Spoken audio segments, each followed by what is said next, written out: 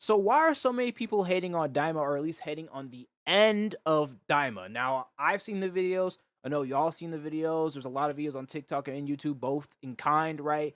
And a lot of that stems from the lack of understanding of Super Saiyan 4 and how they explained it, how Goma was defeated, and also the lack of fusion. We didn't really get to see fusion, even though the join bug was hinted at, right? But I already knew from the jump that we was either going to get a new transformation or fusion. We wasn't going to get both. And doing during the time where Goku was fighting and that pouch of the bugs kind of came out of his like gi, right? That could either mean one or two things. Either that's a hint that they're going to go back for it, or that was a hint that fusion was no longer the option and the bugs are no longer an option to be used, right? So it was the second one, obviously, right? We can't be greedy. We all can't be greedy. But I just kind of want to start off the video kind of explaining why I think people kind of misunderstood or misunderstand what Daima was supposed to be, and also misunderstand Akira Toriyama as a writer himself. Now, this tweet kind of explains everything, right? And also, like, my only real criticism about Daima was the fact that Dr. Arinsu didn't really get any punishment, right? Because Dr. Arinsu was essentially the whole reason why this whole thing even happened, right? She planted the idea into Degasu and Goma about the outside world people who defeated Majin Buu, which is Goku and the Z Fighters, coming into the Demon Realm and basically trying to take over. Which, how could they possibly do that with there's Warp Sama? I don't know, but yeah. So she basically manipulated them, right? And it was for her own gain because she wanted to basically just get rid of them so she could become Supreme Demon King, right? And even though, like, in towards the end, she did say that her feelings for making a cruel demon world or like a super duper powerful demon world that can rival the outside world hasn't changed, right? She still she still essentially didn't really get any punishment, right? Because we all thought that she was going to get punished. Goma and Dagasuba were going to get some sort of a punishment, but not as severe as Dr. Arinsu. And Ponzi's dad was going to be a new Supreme Demon King, but obviously that didn't happen, right? But anywho, right, we're gonna explain how like the intention of Daima, what Daima was really for. Now, the whole intention, as you can see from this tweet right here, from interview from Akio Yoku, right? He explains that the whole intended purpose of Daima was for GT fans to watch with their children, right? Essentially giving that same feeling of GT that they had when they were kids and kind of passing on that torch to their kids so they can experience how the people in the 30s, right? The people who are 30 right now were feeling when they watched GT for the first time, right? And I feel like I feel like that's a really good kindling moment, right? Um and the whole reason why even Super Saiyan 4 was a thing for Daima in the first place was obviously because it was this is a um homage to GT, right? And they did research on transformations that fans were interested in and wanted to be re-implemented into the series, kind of like how Broly and Gogeta was implemented into the series, right? Right, was Dragon Ball Super, a superhero, not superhero, the Broly movie, right?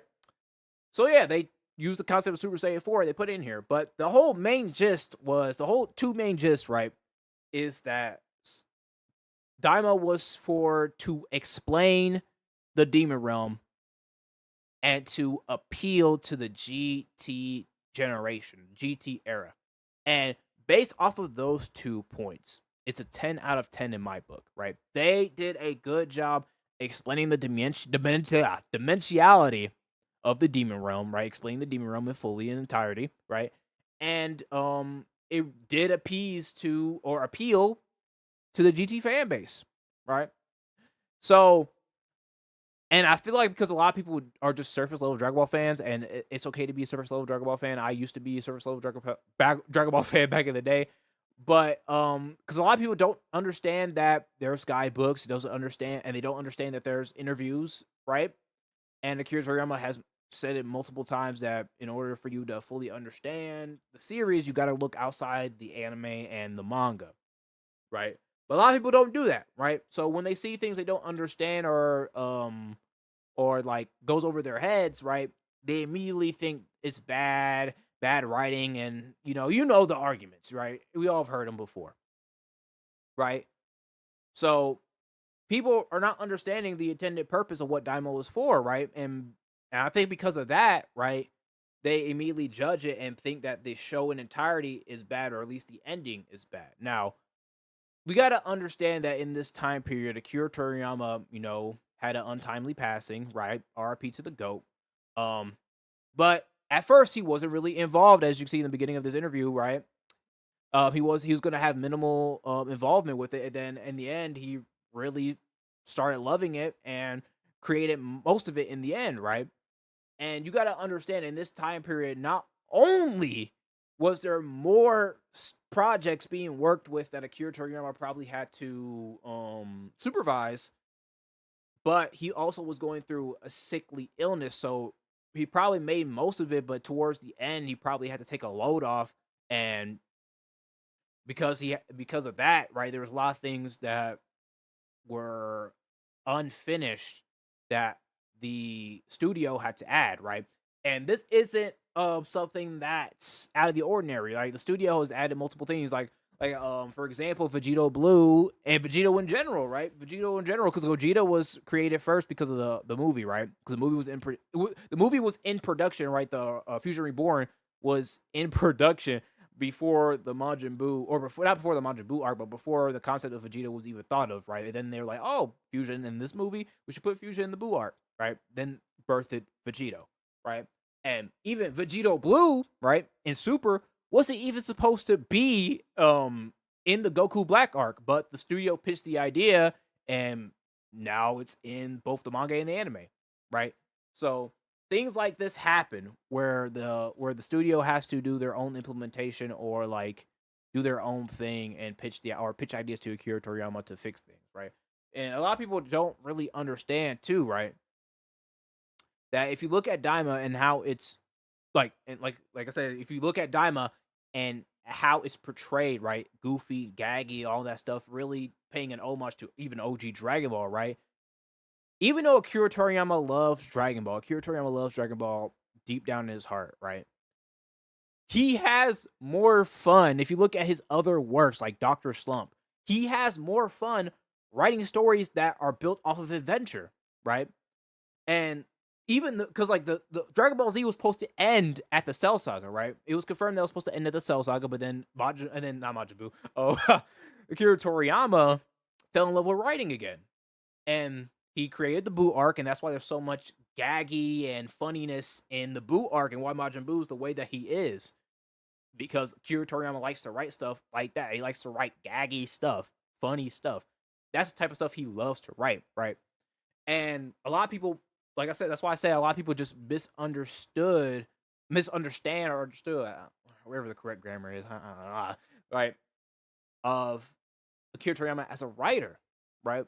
They don't understand him as a writer, and this is why a lot of his staff does the heavy lifting when it comes to making things make sense of Dragon Ball. Like, for example, the guidebooks, right? Which is why there's so many statements in the guides and data books of Akira Toriyama saying like the staff is more credible to him when it comes to stuff like this, because they deal with all the convoluted stuff. They deal with, and quite literally, like, a scientist, right, from a university in Japan came into, like, did an interview and explained how time travel works in Dragon Ball. This is on the Dragon Ball official website, right? So this is canon to Dragon Ball. It works, timelines work, or how time travel works in Dragon Ball, right? Works on the many worlds interpretation, right? There's multiple parallel worlds, infinite parallel worlds, if I might say, which also is confirmed in Xenoverse and Heroes, right? Because they're connected.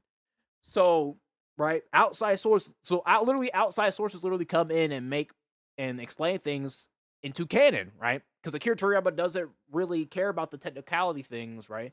And this is also a thing about Super Saiyan 4, right? Because a lot of people are hating the reason of explaining Super Saiyan 4 and how it leaves like plot holes, right? Even though plot holes exist in fiction all the time, right? About Goku saying that he's trained after Majin Buu because Majin Buu was such a strong opponent. He's been training really hard after that, and he said he knew there was a deeper power, but he just didn't know how it would work, right? So pretty much all Neva did was did what happened. Like, it basically was the same thing that happened in Superhero, right? Gohan had a deeper power and that he didn't know how to let out, and the trigger of that was rage, right? Trigger of that was rage. and seeing the death or the almost death of Piccolo, right? It triggered it, right? And same thing with here in Dragon Ball, like same thing, not here. Like, I mean, same thing here for what we call it for Daima, right? As you can see here, shout out to Geekdom 101, right? Explaining that Neva essentially brought out the transformation within him, right? Because my initial understanding of the transformation was that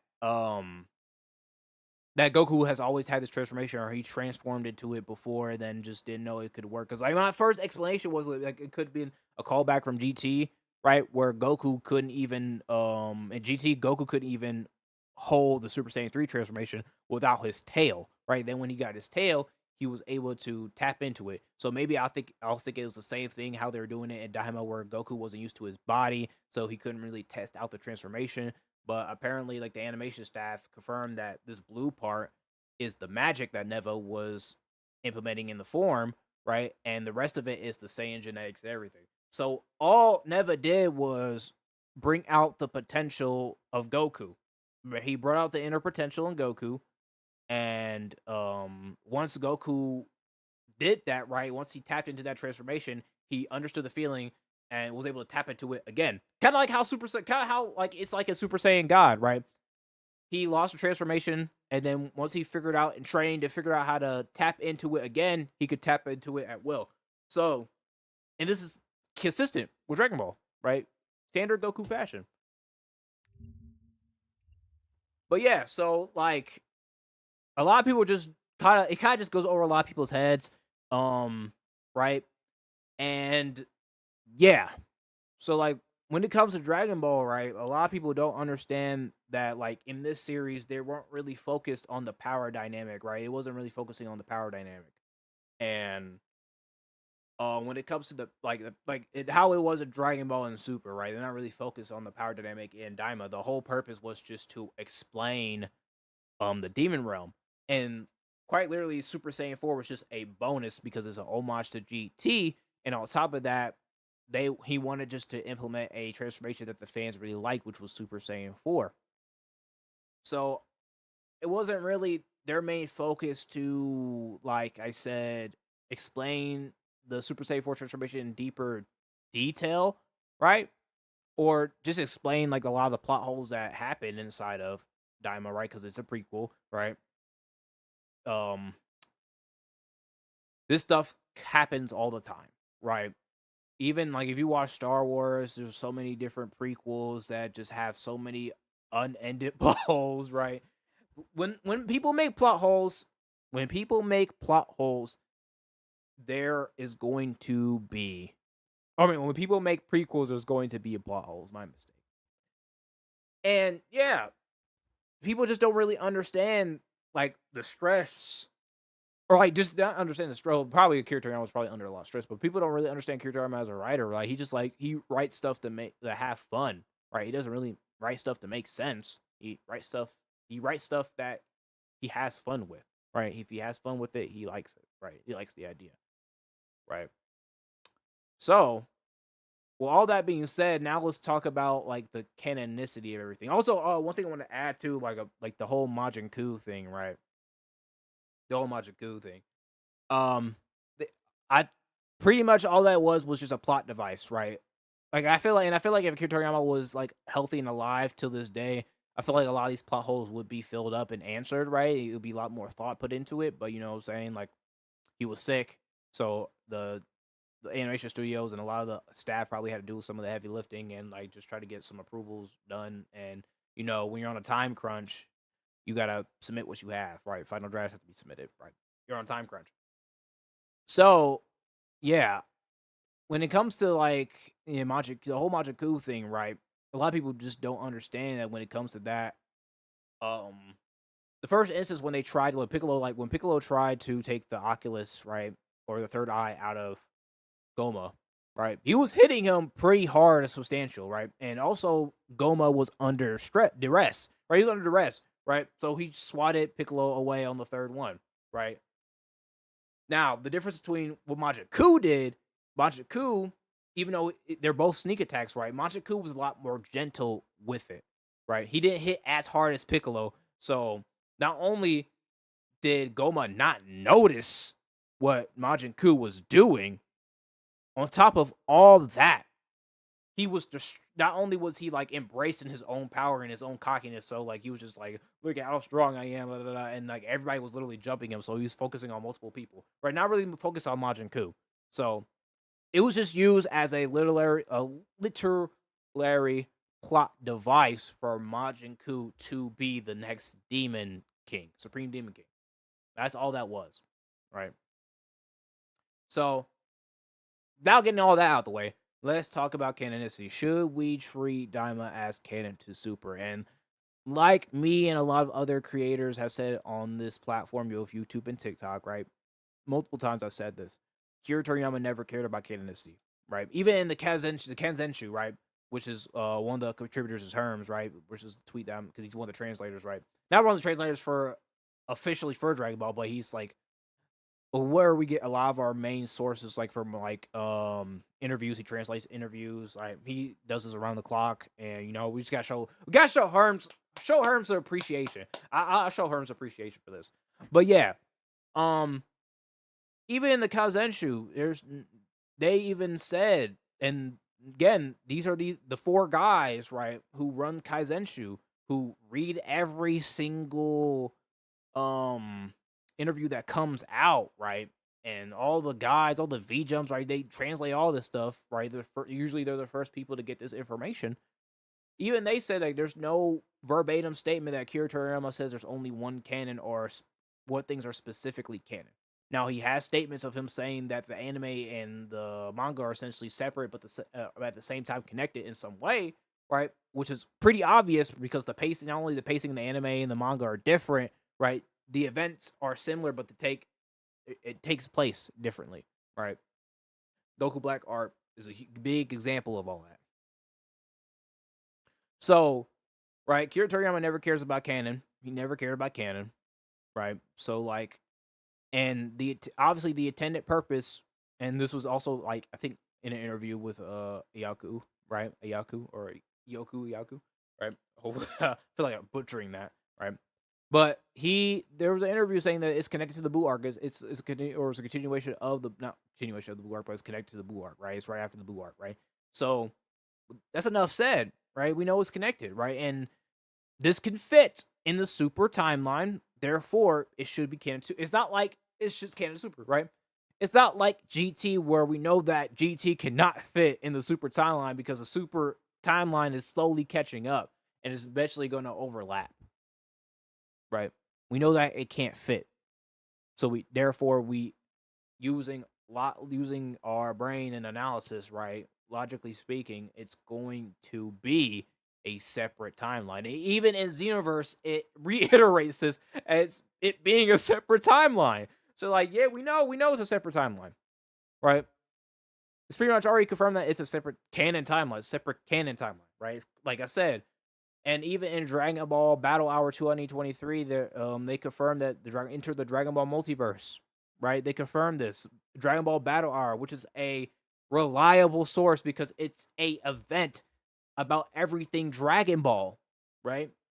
So like, I beg the Dragon Ball community to not like cry about what's canon and what's not because Akira Toriyama doesn't care about canon, right? The only thing Akira Toriyama has ever denounced that's not canon is the live action movie, which is the whole reason why we got Super in the first place. The whole reason why we got Battle of Gods, because Akira Toriyama was like, I don't want the series to end like this, right? I want to end on a good note. So he continued writing. It motivated him to write again because he's like, dang, Dragon Ball Evolution was such bad writing. Right? That's the only confirmed piece of media that Akira Toriyama has ever denounced to be part of the Dragon Ball like continuity. But yeah, like Dragon Ball as a whole, right? Everything that we see, Heroes, Xenoverse, Kakarai, everything is canon, right? Everything is canon. There's no like, all it is plot holes. Plot holes doesn't mean that things are not canon, right? Things could happen off screen. Timelines just didn't match up, right? Like Koyama, right? When he made the first original 13 movies, he he made it with the intention of putting them all in the same in the super timeline, right? Or in well, technically super timeline, but in the Dragon Ball Z timeline, that was his intention, right? To be in the same timeline, right? Akira Toriyama was just the only person saying me. He was just giving his opinion, saying me personally, I see them in a different dimension, but I'm just simply just an audience member, right? And knowing that the anime and the manga continuities are separate from each other, even though the timelines might be messed up for the movies, they can still essentially fit inside there. It's not the timeline. Because even like the stories still match up for BoJack, right? The whole reason why BoJack is released is because he was trapped in King Kai's planet and it blew up and Cell blew it up, right? And we know that the BoJack movie happens right after the Cell Saga, right? So like it can fit, right? And also in Dragon Ball Heroes, right? And if you guys didn't see my latest video about CC Goku being Super Goku, right? Vegeta remembers BoJack from the time in the movie, right? That means it can fit in the timeline. So like, and even then, like when it comes to like certain things in the manga and anime, they even make callbacks to Garlic Jr. and remember that fight. So like, I don't know. Like for me personally, Akira Toriyama says I'm just an audience member, give off his opinions, and the same is about GT as well, saying that if you want to view it as the grand ending, the grand ending of the Dragon Ball series, you can, or you want to see it just a side story, you can. Literally, he's telling you he's giving you the literally, not literally, but he's giving you the freedom to view what's canon and what's not. He's literally giving you the freedom to view what's canon and what's not, and I feel like that is a blessed thing to do, right? I feel like more authors should be like that. So if there's no contradictions and there's no statements contradicting this, you could view it as canon to super. It fits in the timeline. It can fit in the timeline. There should be no contradictions here.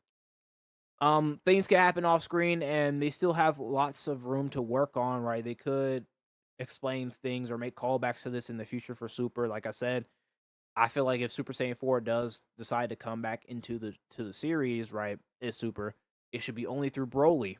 And then Goku makes like a comment saying that, oh, yeah, I remember that transformation. Just couldn't figure out how to tap back into it though.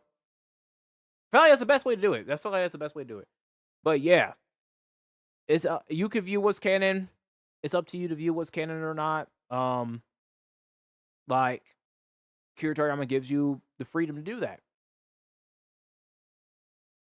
So yeah, if you want to view it as canon, you can. If you don't want to view it as a different timeline, you could do that as well. But yeah, they have enough time to. The series is still going on, and it looks like there's no plans on the series ending anytime soon. So they still have lots and lots of time to explain things in the future, especially now that we got a series dedicated to the Demon Realm. This is definitely like, I think since they're doing this, we're going to be seeing more future web series about certain realms. Like, for example, we get a series just dedicated to the Angel Realm, or like the Zeno's Palace and whatnot, because we know about Daima, right? Because we know about Daima the Demon Realm now, and it's answered so many questions that we've had for the longest, right? Meaning that this also means that Otherworld and Daima were the first two places made inside the macrocosm, because like, demons have to die. Demons die too, so they have to go to a place, so Otherworld will also be there, right? So, and also the Kais moved to Otherworld with Super Majin Remus. And Super Majin Remus might still be there. We don't know. Did they say he died in the series? I'm not too sure, but y'all can correct me in the comments. But yeah, essentially, right, all we really need now is just a series about the Hakaishin and the Angels, right? And talk about the realms of where they reside in. And that would pretty much tie up everything and all the unanswered questions. And then we'll have a complete understanding of the entirety of the Dragon Ball macrocosm. So, but I don't know if they're going to make it, but it would kind of be like a risk, maybe in their eyes, to make a series about them and not involving the main cast of Dragon Ball, right? I still think we need a series also about like the like they done Bardock, right? They done the episode of Bardock, right? So, I think it's possible. Or I might make a separate video about that. But I feel like, yeah, but I feel like there's so much room to grow. There's so much uh room to like go off of with this new information that we got from Daima and implement this into Super. So with that being said, I think I covered everything. Let me know if there's anything that I've missed in the comments, and I might make a part 2 about this if need be. But yeah, appreciate you guys. Make sure to like, comment, subscribe, and I'll see you guys on the next video. Peace out.